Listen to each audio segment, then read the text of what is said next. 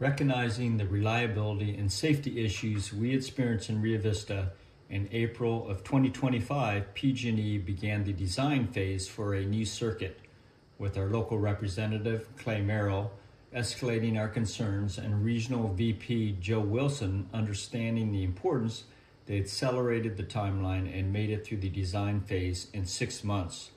Considering the required easements and flood permits required to move a project of this scope along, this was speedy. By June, they broke ground, and I toured the progress this past Wednesday. Just for comparison, our existing copper transmission lines have a capacity of 100 amps and are maybe 1/4 inch thick, whereas the new cable is aluminum, carries 700 plus amps, and is the girth of a shovel handle. Not only will these lines scale with Rio Vista's growth, but the cable is also far sturdier and will not experience line bounce from birds, which caused many of our issues in the past. Further, with up-to-date sensors, they will be able to troubleshoot challenges quickly.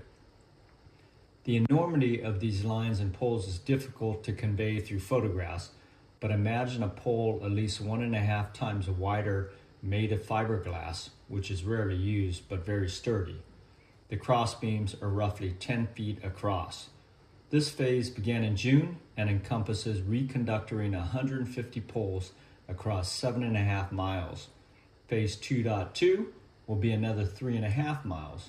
All in, the poles and new lines will cover Walker Landing, Poverty Road, and Grand Island.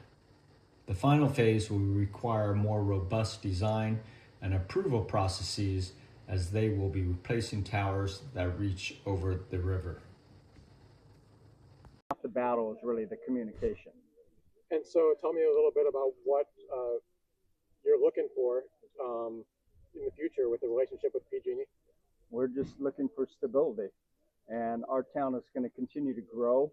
I think there's a lot of external pressures upon Rio Vista now. There's a lot of new development that's proposed around Rio Vista, but we as a community also plan to grow to, well, we're going to double our size in the next 20 years at minimum. I suspect it's going to grow more than that. So businesses, we're going to start attracting more businesses, which is going to put more demand on our power needs, and we need to be assured that when a business says, I want to open up shop within Rio Vista, that it's going to happen and they're not going to have long delays.